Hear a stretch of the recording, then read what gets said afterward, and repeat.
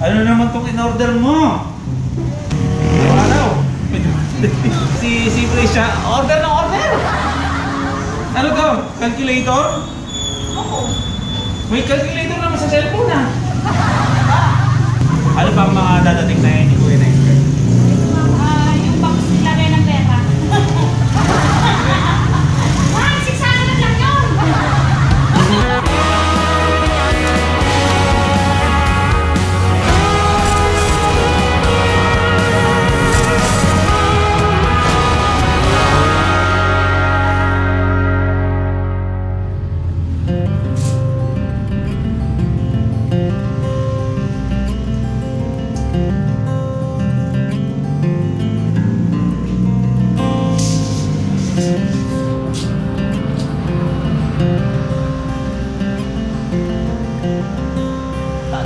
Sa gilid. Sa gilid po. Sa gilid yung pinto. Kasi when... Pero pwede po ba yung sa gitna? Hindi. Pwede rin sa gilid. Mahal! Mahal! Kasi sliding naman. Okay ba sa'yo sa gitna yung pinto? Oo, okay sa gitna sa'yo yung pinto? O, depende daw po sa inyo kung ano po mas okay. Gitna kasi makapag-set up ka na maganda. Magkabilaan? Magkabila. Ano nga. Oo nga bro, no? Pero pag nakita mo yung Dandan's Pizza, magkaka-idea ka.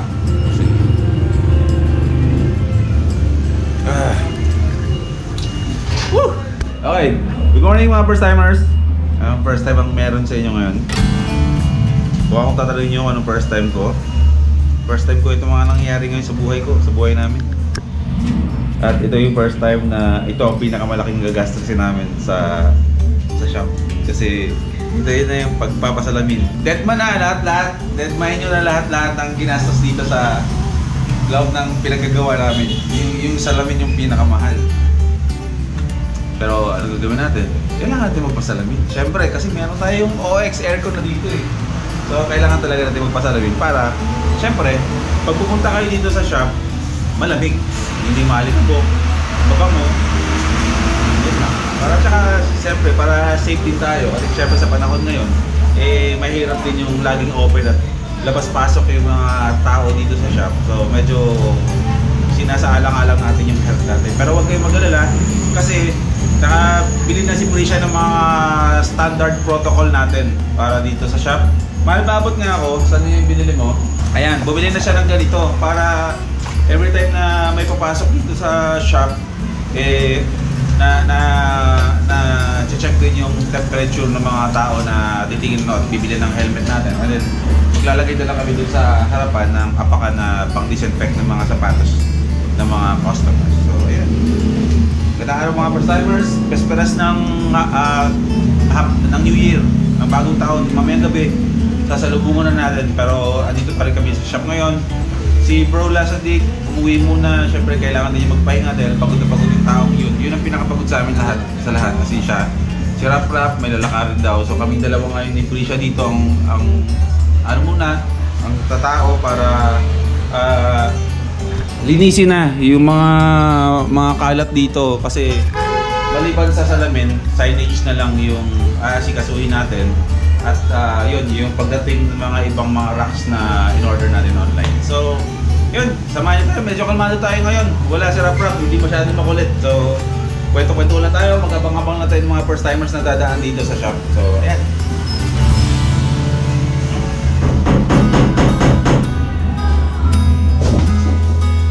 Ano tawag dito? Declutter. Lalagyan natin sa tamang lalagyan ang lahat.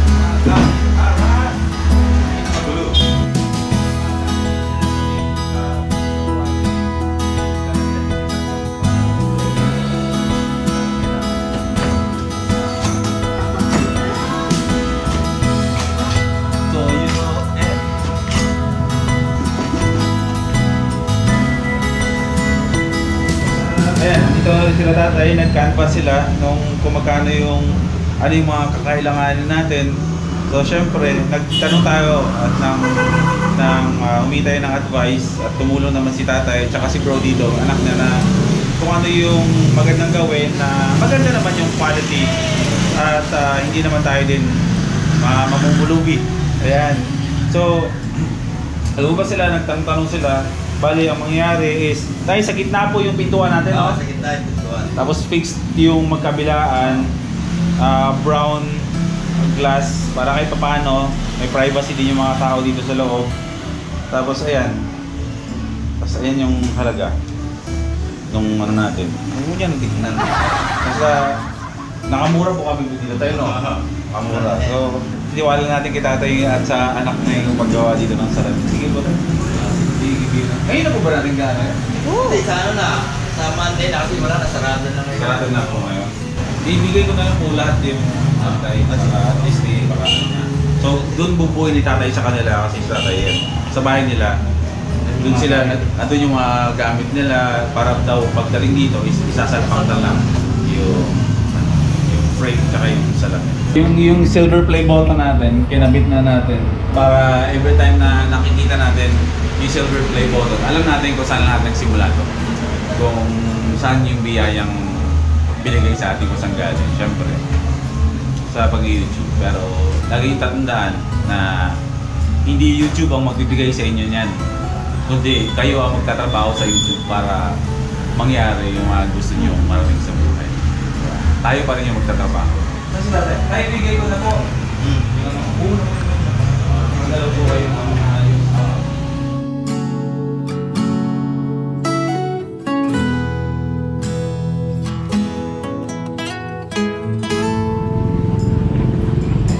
Okay, mga first-timers, nandito tayo sa DM's Bahay Kubo at Lechonan. Magla-lunch lang kami ni Trisha.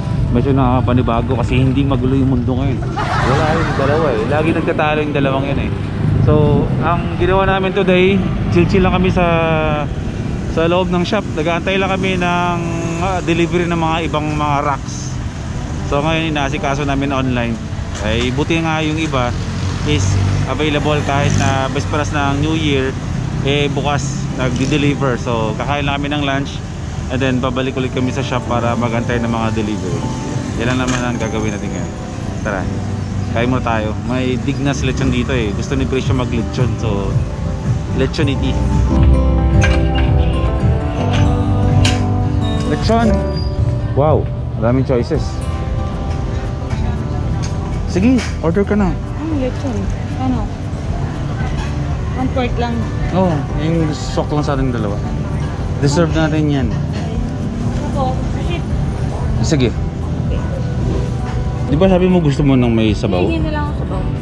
Okay.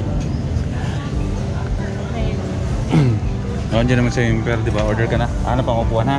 Doon ako banda.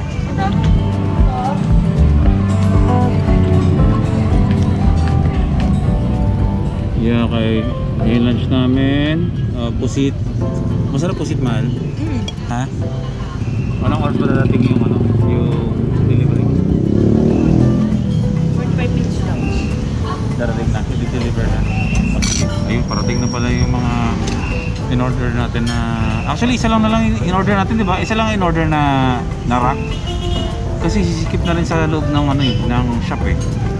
Makapag-display tayo ng rack na maayos kapag nakabit na yung salamin. Kaso by Tuesday pa daw or Wednesday kasi nga assemblein pa. Anyways, kakain tayo muna ng lunch mga customers. Pabalik tayo sa shop. Antayin natin. Feel ko lang yung pakaramdam dito sa labas. At least ngayon, nakalabas tayo ng shop. Medyo normal na tao tayo ngayon. Hindi tayo ngayon aligaga. Asarap ng ano dito, oh.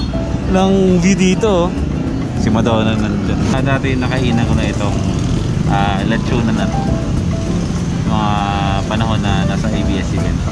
Ayan, kakain lang kami na mabilis and then balik na tayo siya.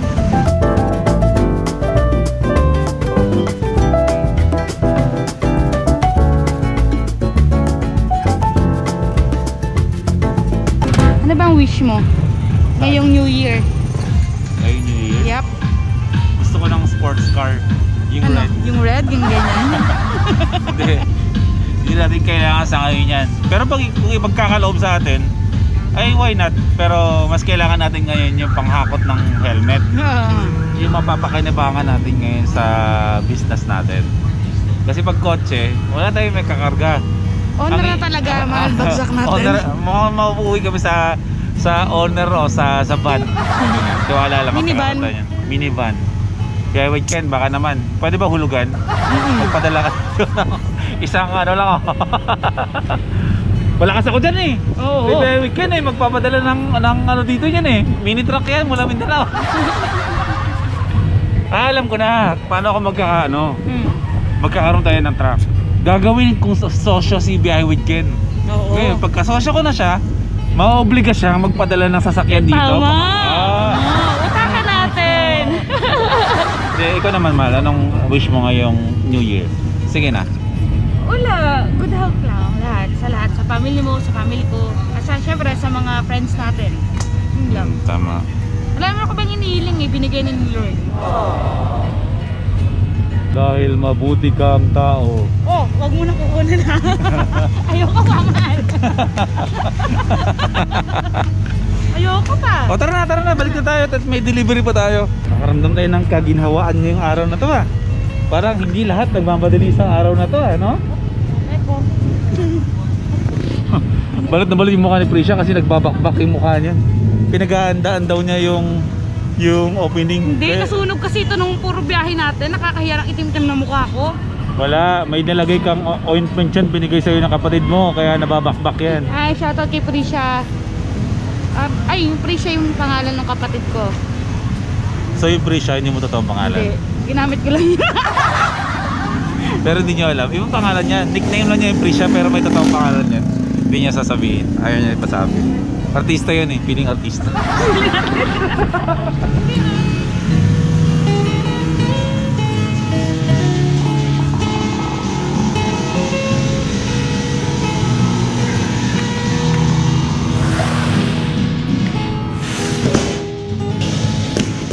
Okay, ito yung pinakahuling estante na bubuuin natin. Kasi pag tumagdag pa tayo ng isa nito, masikip na dito.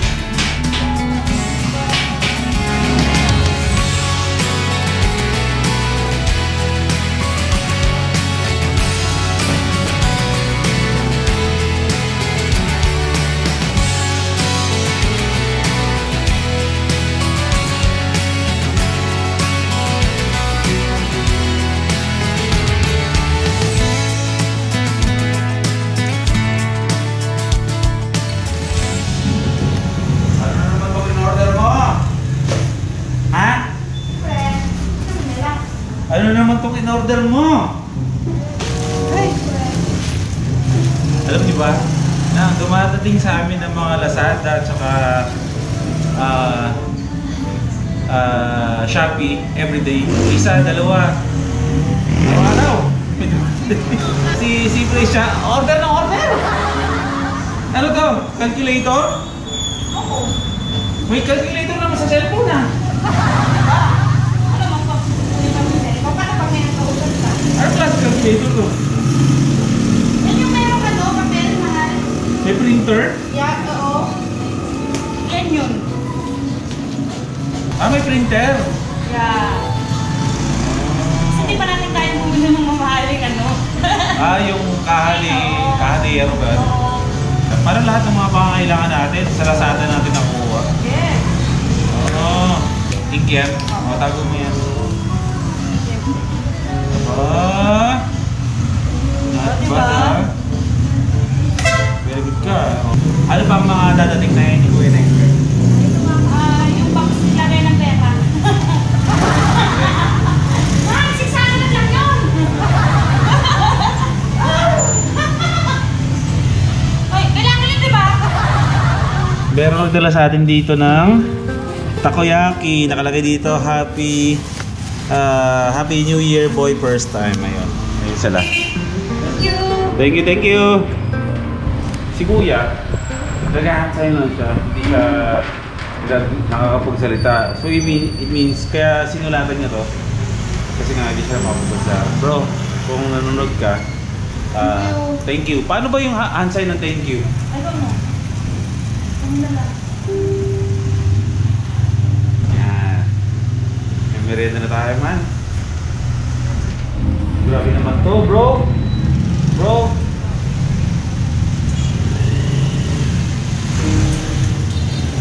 Thank you, thank you. Ang sarap nito.